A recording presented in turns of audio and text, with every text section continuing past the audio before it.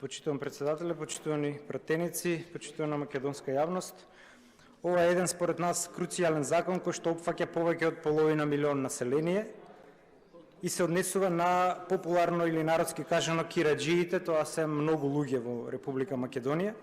Ке се обидам просто без правни формулации да образложам во што се состои суштината на овој закон, со цел пратениците да имаат појасна слика за тоа кон што води овој закон.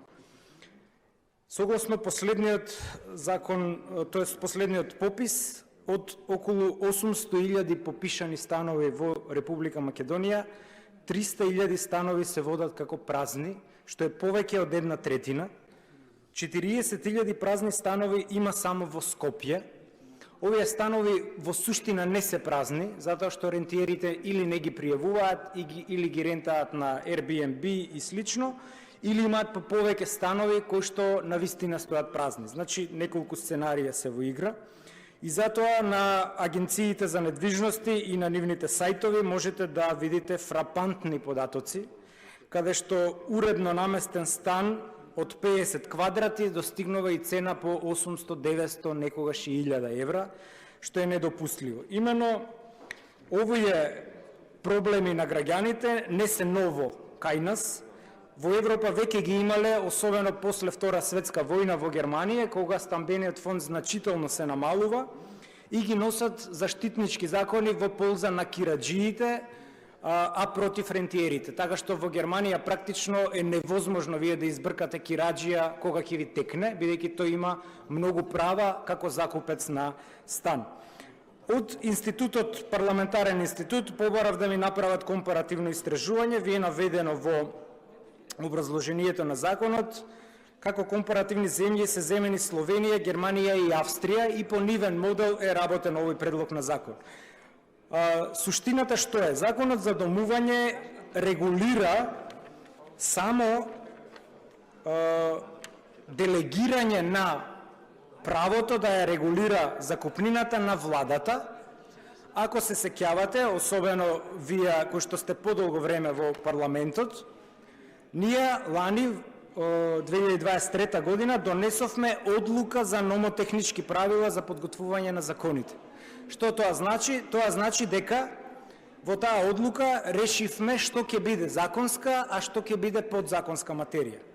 Би цитирал само еден став од оваа одлука, вели дека со законот не смее да се дава овластување за донесување подзаконски акт со кој треба да се пропишуваат права, обврски, надлежности, услови, критериуми или уредување на рокови и надоместоци.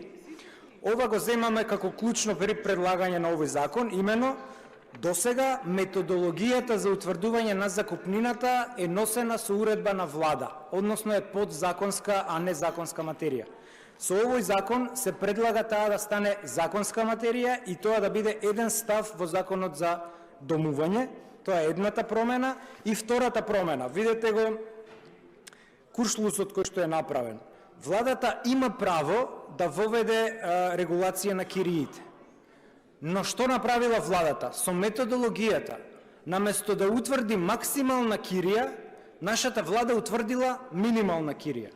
Кого штити? Ги штити рентиерите, наспроти студентите кои што рентаат станови, наспроти работниците кои што рентаат станови.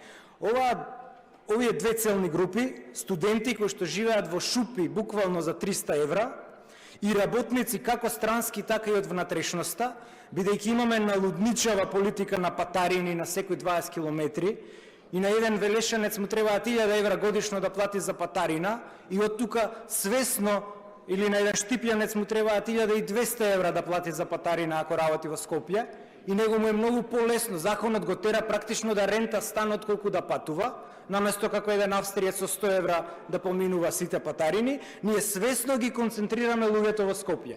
Кога ќе дојдат во Скопје, наместо да им регулираме максимална кирија, владата им регулира минимална кирија. И таа минимална кирија е 2% од вредноста на станот. Тоа значи ако станот кошта 100.000 евра, Владата вели минимумот на кирија кој мора да се законски да биде 200 евра. Што ние предлагаме? Ние предлагаме со оваа измена да се воведе горна граница на износот на кирија. Како што имаме долна, да имаме и горна. Ова е во корист на сите студенти кои рентаат станови и на сите работници кои рентаат станови, особено во Скопје. За висината може да се дискутира, ние првично предлагаме 3% од вредноста на станот. Тоа значи ако станот кошта 100.000 евра, тоа се претежно големи станови и ретко кој ги рента, може би побогатите, најчесто квадратурата на станот е од 40 до 60 квадрати, кои што ги рентаат и живеат со цимери. Тоа значи дека на таа квадратура од 50 метри стан киријата би била 150 евра, а не како сега 300 евра или наместен стан стигнува и до 400 евра. Од тука алудираме на вашата совест, бидејќи ова опфаќа многу од населението во Македонија, а истовремено од подзаконска ова материја станува материја легис, согласно одлуката која што самите сме си ја донеле за номотехнички правила, и затоа предлагаме, бидејќи измена само на еден став во Законот за домување, да оди по скратена постапка. Ви благодарам.